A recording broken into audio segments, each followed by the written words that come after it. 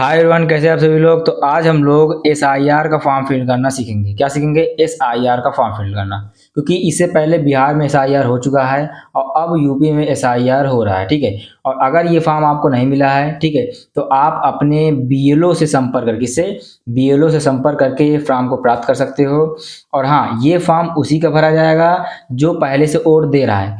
यानी कि अगर आपकी वोटर आईडी बनी हुई है तभी ये आपको फॉर्म मिलेगा, नहीं तो नहीं मिलेगा, ठीक है।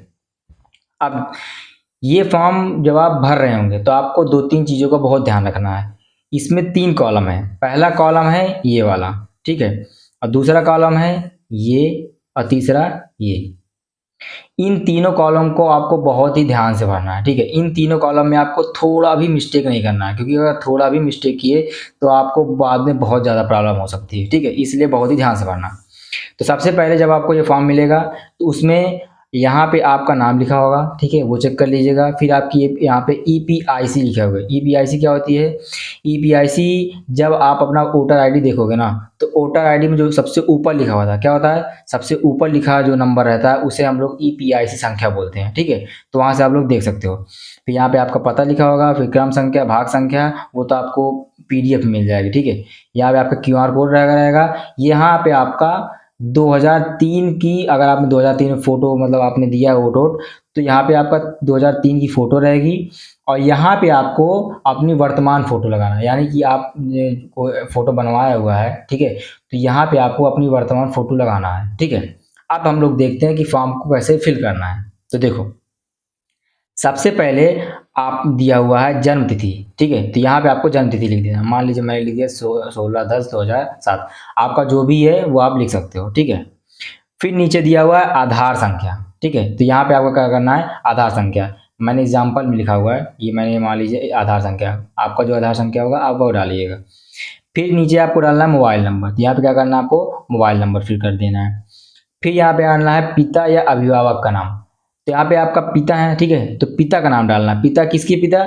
जिसका फॉर्म आप भर रहे हो, यानी कि अगर ये आपका फॉर्म है तो आप अपने पिता का लगाएंगे, या फिर आप जिसका भी फॉर्म भर रहे हैं तो उनके पिता का नाम यहाँ पे आप लिख देंगे। फिर उसके बाद में पिता या अभिभावक की ईपीआईसी संख्या यदि उपलब्ध हो तो, यानी कि अगर आप ये फॉर्म भर रहे हो, ठीक है, और आपके पिता ने 2003 में, ठीक है, 2003 छोड़िए, अगर आप ये फॉर्म भर रहे हो तो ईपीआई संख्या आप जानते हो, जो आपकी वोटर आईडी होगी, ठीक है, आपके पिता की वोटर आईडी में ऊपर जो नंबर लिखा रहेगा, ठीक है, ऐसे, तो उस नंबर को आपको यहाँ पर करना है, फिल करना है। फिर उसके नीचे आपको अपने माता का नाम लिखना है, ठीक है, माता का नाम मान लीजिए सरिता देवी मैंने लिख दिया।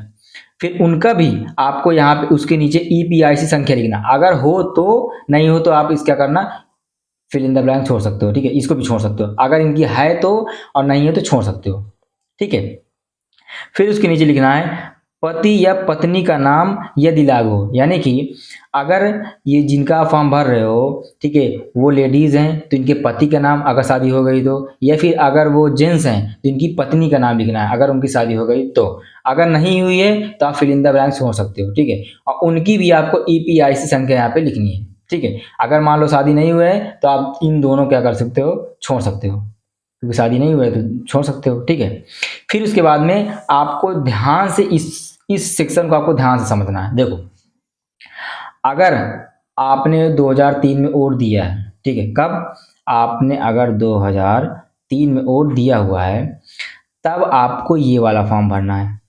ये जो कॉलम दिख रहा है आपको, ये देखो दोनों कॉलम सेम है, ठीक है, दोनों में सेम सेम लिखा हुआ है।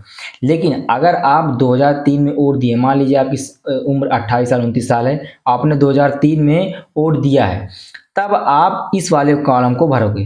लेकिन अगर आपने 2003 में वोट नहीं दिया हुआ है तो फिर उसके बाद में आपने पिता ने दिया होगा या फिर आपके बाबा ने दिया होगा, ठीक है, पर बाबा मतलब किसी न किसी ने दिया ही होगा, ठीक है।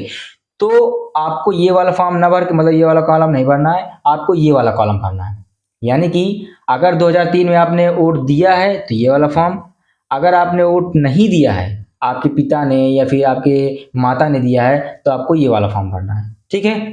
तो मान लीजिए हमने 2003 में वोट नहीं दिया है तो हम इसे नहीं भरेंगे, इसको भरेंगे। तो देखो, अगर आपके पिता ने 2003 में वोट दिया था, तो यहाँ पे आप क्या करोगे, अपने पिता का नाम लिखोगे। मान लीजिए आपके पिता का नाम नरेश है, ठीक है।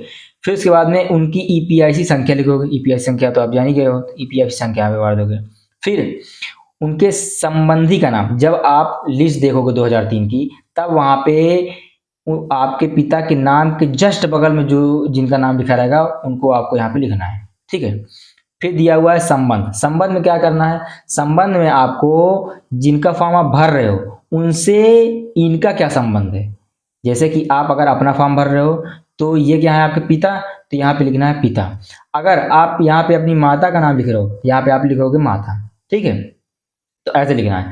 फिर आपको अपना जिला लगा देना, जो भी आपको जिला, जैसे मेरा जिला कौशाम्बी है तो मैंने कौशाम्बी लिख दिया। फिर आपको क्या करना है, राज्य का नाम, मेरा उत्तर प्रदेश है, आपका भी उत्तर प्रदेश ही होगा, ठीक है, तो उत्तर प्रदेश लिख लेना।